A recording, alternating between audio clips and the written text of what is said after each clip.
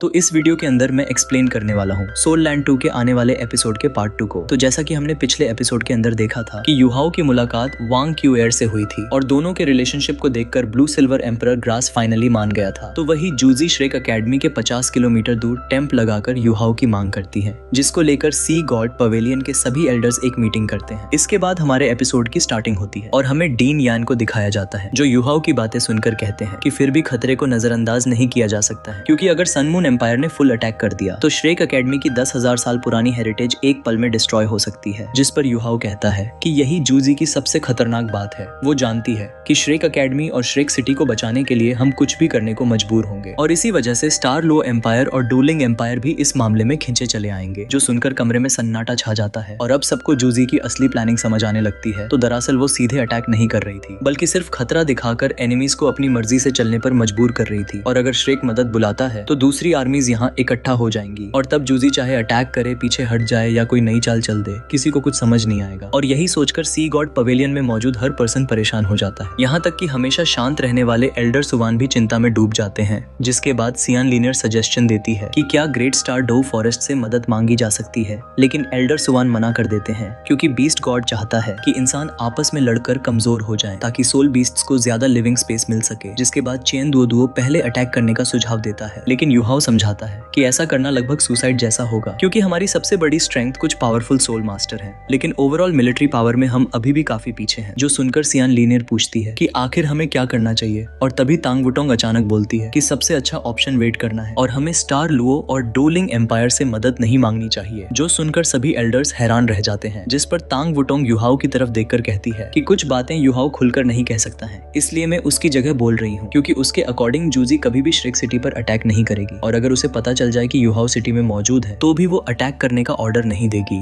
जो सुनकर यान सावजे और बाकी एल्डर्स शॉक्ड हो जाते हैं और फिर तांग वुटोंग नाराज होकर सच बताती है कि जूजी युहाओ को लाइक करती है और इसकी वजह से वो कभी भी युहाओ को नुकसान नहीं पहुंचाएगी। जो सुनते ही पूरे हॉल में किसी को भी विश्वास ही नहीं होता है, जबकि युहाओ का चेहरा पूरी तरह लाल हो जाता है। लेकिन एल्डर सॉन्ग कहती है कि इतनी बड़ी कॉन्टिनेंटल वॉर को कोई कमांडर सिर्फ अपनी फीलिंग के बेस पर नहीं चला सकता है, और बाकी एल्डर्स भी उनकी बात से सहमत होते हैं। हालांकि युहाओ के मन में अभी भी लगभग वही विचार चल रहे होते हैं जब उसने फायरवर्क्स देखे थे, और तभी उसे एहसास हो गया था कि यह जूजी का एक शानदार स्मोक स्क्रीन है और 6 लाख से ज्यादा सोल्जर्स का प्रेशर बनाकर उसने श्रेक एकेडमी को मजबूर कर दिया था कि वे कोई ना कोई कदम उठाएं। और आखिर में एल्डर सुवान फैसला सुनाते हैं कि हर पॉसिबिलिटी के लिए तैयार रहना होगा, इसलिए श्रेक सिटी की आर्मीज को बैटल के लिए तैयार करो और स्टार लुओ एम्पायर व डोलिंग एम्पायर को भी अलर्ट रहने का मैसेज भेज दो। जिसके बाद देर रात तक डिफेंस प्लान्स पर चर्चा चलती रहती है और जब मीटिंग खत्म होती है तब युहाओ, तांग वुटोंग और बेई टांग सेक्ट की ओर रवाना हो जाते हैं। लेकिन रास्ते में बेई गहरी सोच में डूबकर युहाओ से कहता है कि मुझे कुछ अजीब लग रहा है, मुझे ऐसा महसूस हो रहा है जैसे कोई हमें धीरे धीरे अपनी प्लानिंग के अकॉर्डिंग चलने पर मजबूर कर रहा हो। जो सुनकर युहाओ कहता है कि शायद श्रेक वापस लौटना हमारी सबसे बड़ी गलती थी, क्योंकि हम सन मून एम्पायर को पीछे हटाने में पूरी तरह नाकाम रहे, बल्कि खुद जूजी के जाल में और फंस गए और अब हम एनिमी की जमीन पर जाकर उसे थ्रेटन भी नहीं कर सकते हैं। और सबसे बड़ी बात, युहाओ को पूरा यकीन था कि जूजी कभी भी श्रेक सिटी पर अटैक नहीं करेगी, क्योंकि इतनी इंटेलिजेंट कमांडर कभी अपनी आर्मी को ऐसी फाइट में नहीं झोंकेगी जहां 2 बड़े एम्पायर्स की पूरी स्ट्रेंथ श्रेक के सपोर्ट में खड़ी हो जाए। जो सुनकर तांग वुटोंग गिल्टी फीलिंग से सिर झुका लेती है और कहती है कि शायद हमने एल्डर्स के सामने अपनी बात गलत तरीके से रखी थी। लेकिन ये सुनकर युहाओ उसका हाथ पकड़ता है और कहता है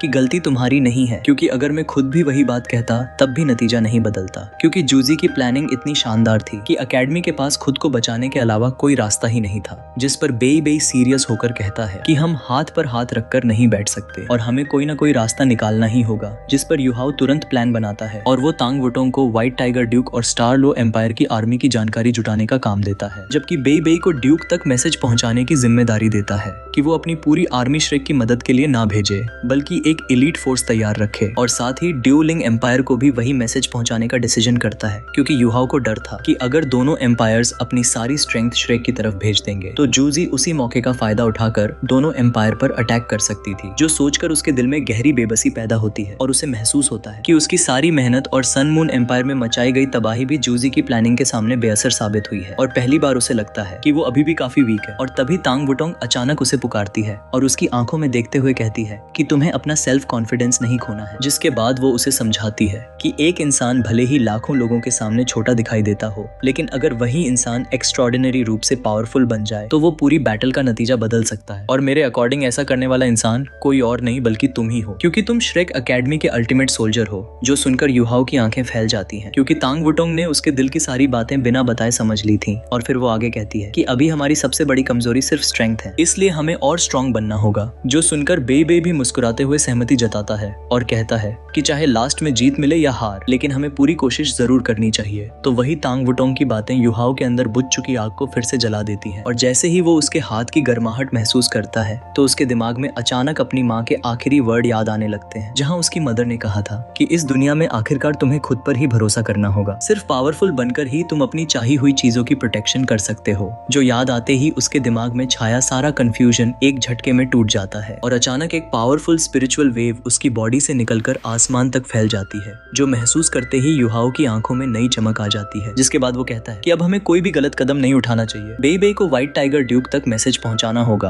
और तांग वुटोंग को डोलिंग एम्पायर जाकर हेवनली सन डुलुओ को अलर्ट करना होगा, क्योंकि उसके अकॉर्डिंग जू जी का असली टारगेट शायद डोलिंग एम्पायर था, जो इस समय सबसे कमजोर एम्पायर था। जो सुनकर तांग वुटोंग पूछती है कि फिर तुम खुद क्या करोगे, जिस पर युहाओ उसे अपनी बाहों में भर लेता है और उसके बालों को सहलाते हुए कहता है कि पहले मैं सीनियर सिस्टर तांग्या का ट्रीटमेंट करूंगा और उसके बाद क्लोज डोर कल्टीवेशन में जाकर टाइटल्ड डुलुओ बनने की कोशिश करूंगा, क्योंकि अगर कोई अकेला इंसान इस बैटल का परिणाम बदल सकता है तो वो खुद में हूँ और अल्टीमेट सोल्जर होने के नाते मुझे ये करना ही होगा। जो सुनकर तांग वुटोंग सारे खतरे समझने के बावजूद परसिवियरेंस से सिर हिलाती है और फिर तुरंत अकेडमी की ओर रवाना हो जाती है। तो वहीं बेई उदास नजरों से युहाओ को देखता है, लेकिन युहाओ उसे रोककर मुस्कुराते हुए कहता है कि एक मैन होने के नाते मैं किसी चुनौती से पीछे नहीं हट सकता हूँ और अब मुझे जूजी के साथ सीधी टक्कर लेने वाला हूँ और आखिर में देखा जाएगा कि जीत किसकी होती है। जिसके बाद वे टैंक सेक्ट लौट आते हैं, लेकिन वहाँ पहुँचते ही युहाओ की नजर हॉल में अकेली बैठी तांग्या पर पड़ती है और उसका चेहरा अब भी बेहद पीला था और वो बहुत कमजोर दिखाई दे रही थी। और उसे इस हालत में देखकर युहाओ का दिल दर्द से भर जाता है, क्योंकि उसे वही पुरानी हंसमुख और चंचल तांग्या याद आती है। लेकिन इस समय तांग्या की आंखों में एक अलग ही बेचैनी और उम्मीद दिखाई दे रही थी और वही अपने कपड़ों को कसकर पकड़े हुए युहाओ के लौटने का इंतजार कर रही थी। और जैसे ही युहाओ उसे पुकारता है तो बेई की आंखों में भी आंसू भर आते हैं, क्योंकि वो अच्छी तरह जानता था कि तांग्या का सबसे बड़ा पेन उसकी बीमारी नहीं थी। असली दर्द ये था कि टैंक सेक्ट को दोबारा खड़ा करने का उसका सपना पूरा हो रहा था, लेकिन उसकी लीडर होने के बावजूद वो अपने फ्रेंड्स की कोई हेल्प नहीं कर पा रही थी और हर दिन सबको मेहनत करते और अपनी जान जोखिम में डालते देखना उसके लिए किसी सजा से कम नहीं था। हालांकि कियान कुन फॉर्चून पिल्स और लाइफ गार्डियन ब्लेड की वजह से उसकी हालत पहले से काफी स्टेबल हो चुकी थी, लेकिन वो अब भी बेहद कमजोर थी और उसके दिल का बोझ उसकी बॉडी की कमजोरी से कहीं ज्यादा था। लेकिन ब्लू सिल्वर एम्परर के वापस आने की खबर सुनने के बाद तांग्या के अंदर उम्मीद की एक नई किरण जाग उठती है, क्योंकि अब उसके पूरी तरह ठीक होने का एक मौका था। और जैसे ही वो युहाओ को देखती है तो उसकी आंखों से आंसू बहने लगते हैं और फिर पैशनेट होकर कहती है कि थैंक यू युहाओ। लेकिन ये सुनकर युहाओ तुरंत उसे रोकते हुए कहता है कि सीनियर सिस्टर,